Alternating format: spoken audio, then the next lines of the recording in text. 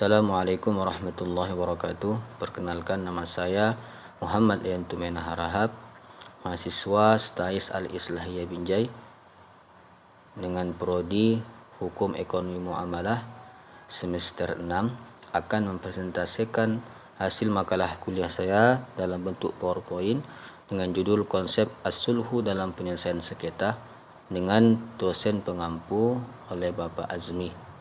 Baiklah, tidak berpanjang lebar, langsung saja saya akan memulai penjelasan tentang konsep as-sulhu dalam penyelesaian sengketa. Baiklah, kita masuk kepada pengertian apa itu as-sulh atau perdamaian. Secara bahasa, kata as-sulhu berarti qat'un tara', artinya memutus pertengkaran atau perselisihan. Secara istilah syara' mendefinisikan sulhu sebagai berikut. Pertama, menurut Taqi al-Din Abu Bakar ibnu Muhammad al-Husaini, ialah al-aqdul ladzi yanqati' bihi khusumatu mutakhasimaini, artinya akad yang memutuskan perselisihan dua pihak yang bertengkar atau berselisih. Kemudian pendapat yang kedua berasal dari Sayyid Sabiq.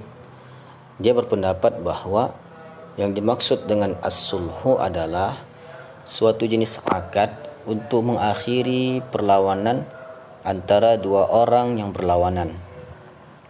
Kesimpulannya, as-sulhu adalah suatu usaha untuk mendamaikan dua pihak yang berselisih, bertengkar, saling dendam, dan bermusuhan dalam mempertahankan hak mereka masing-masing. Dengan usaha tersebut dapat diharapkan akan berakhir perselisihan. Dasar hukum as-sulhu, perdamaian atau as-sulhu ini disyariatkan oleh Allah Subhanahu wa taala sebagaimana yang tertuang dalam Al-Qur'an. A'udzu billahi minasyaitonir rajim. Bismillahirrahmanirrahim. Innamal mu'minuna ikhwatun fa aslihu baina akhawaykum wattaqullaha la'allakum turhamun. Yang artinya, sesungguhnya orang mukmin itu bersaudara, karena itu damaikanlah antara kedua saudaramu dan bertakwalah kepada Allah supaya kamu mendapat rahmat. Selanjutnya kita masuk kepada rukun dan syarat as-sulh. Rukun as-sulh yang pertama yaitu musahlih, yaitu dua belah pihak yang melakukan akad sulhu untuk mengakhiri pertengkaran atau perselisihan. Rukun yang kedua,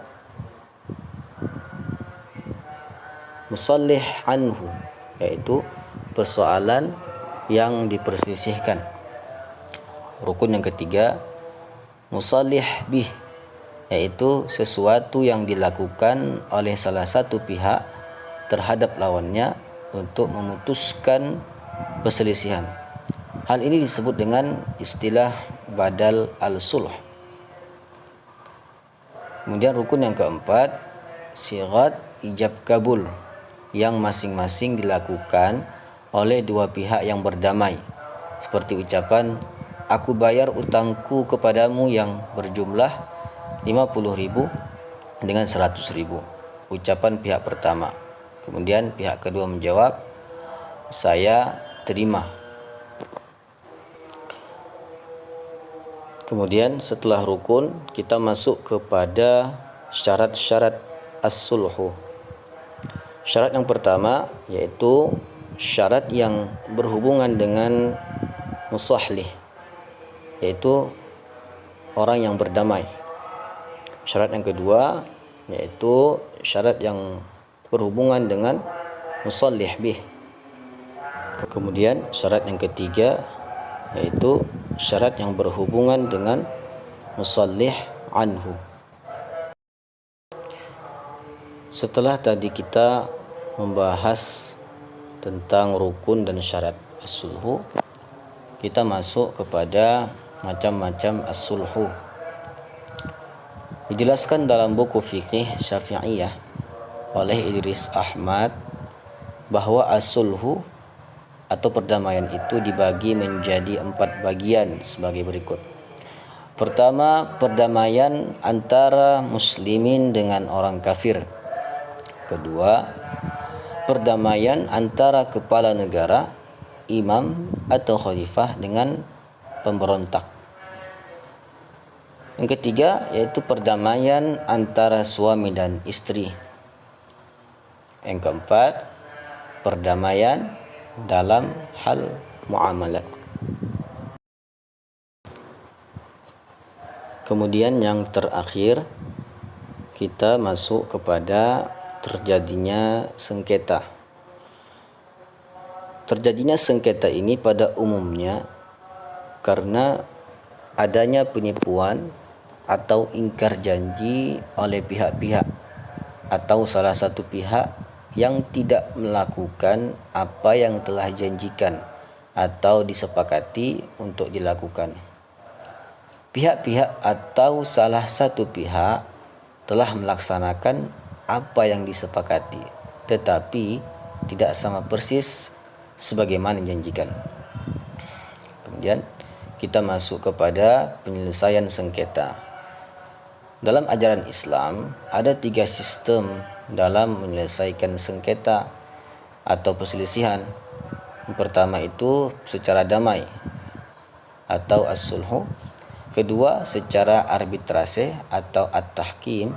Dan ketiga secara peradilan atau al-qadha. Nah, itulah tadi beberapa hasil makalah saya dalam bentuk PowerPoint yang bisa saya bacakan. Di mana terdapat kesilapan, saya mohon maaf. Yang baik datangnya dari Allah, yang buruk datangnya dari saya. Terima kasih atas segala perhatian. Mohon maaf atas segala kekurangan. Saya akhiri.